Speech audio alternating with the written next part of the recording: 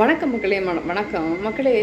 2-3 நாட்களாக இந்த ஒரு வாரமாக நான் நல்ல தேடி தேடி பார்க்குற மக்களே. அந்த வலைதளங்களில் இருந்துச்சு தான் எல்லாத்துலேயும் ஏதாவது இந்த அப்பாவி அஜித்குமார் தம்பிக்கு மரணம் நடந்தது அதை பற்றி ஏதாவது ஒரு மத தலைவர்கள் ஏதாவது பேட்டி ஏதாவது சொல்கிறாங்களா, அதுக்காக பேசுகிறாங்களாங்கிறத நான் ரொம்ப ரொம்ப பார்த்தேன் மக்களே. ஆனால் ஏன் அந்த கோயில் நிர்வாகத்தில் உள்ள மத தலைவரையும் காணோம். இந்த மத தலைவர்கள் யார், எதுக்காக இருக்காங்க? மக்களுக்காக இருக்காங்களா, இல்லை அவங்களுடைய சுயநலன்களுக்காக இருக்காங்களா? மதம் என்பது மனிதத்தை, அதாவது மனித நேயத்தை கடந்துதான் மதம். மதம் ஒரு பொருட்டே அல்ல. இப்போ மதத்தில் வராங்கன்னா எனக்கு என்ன வருத்தமாக இருந்தது, ஒரு மத தலைவர்கள் கூட ஆண்டவனை பற்றி அப்படி பேசுகிறாங்க, இப்படி பேசுகிறாங்க.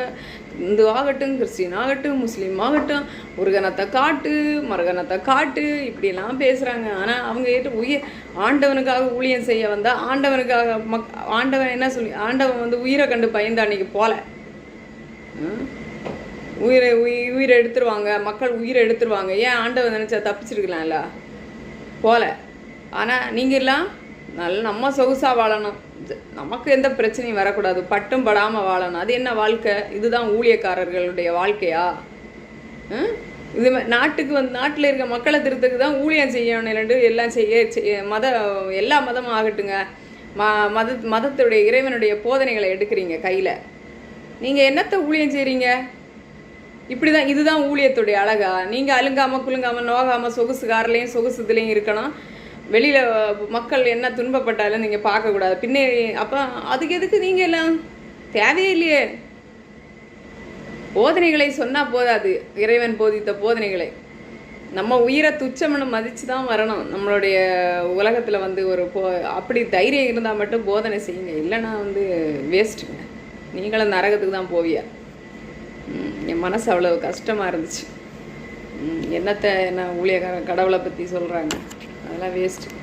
இது மாதிரி ஒரு பிரச்சனைகள் நீதிக்காக ஒரு போராடுறது, அதாவது தவறு செஞ்சு ஒருத்தன் தண்டனை பெறுகிறான், ஓகே, அவன் தவறுகளுக்கு தான் அவன் தண்டனை பெறுகிறான். தவறே செய்யாமல் ஒருத்தன் பண்ணுறானா, இதுக்கெல்லாம் நீங்கள் எல்லாம் குரல் கொடுக்கணும் இல்லையா? நீங்கள் அன்பை பற்றி போதிக்கிறவங்க, நீங்கள் குரல் கொடுக்கணும் இல்லையா? இது என்னுடைய ஆழ்ந்த மனதில் வந்த ஒரு எண்ணங்கள் தான். என்னங்கன்னா யோசனைகள். நான் இதை பற்றி நானும் பார்த்துட்டே இருக்கேன். இவங்க யாராச்சும் இவங்க குரல் கொடுக்குறாங்களா, ஏதாவது ஒரு மத போதகர் குரல் கொடுக்குறாரா அப்படிங்கிறது சத்தியமாக இல்லைங்க. மனசாட்சி இல்லாத மக்களாக இருக்காங்க. நன்றி.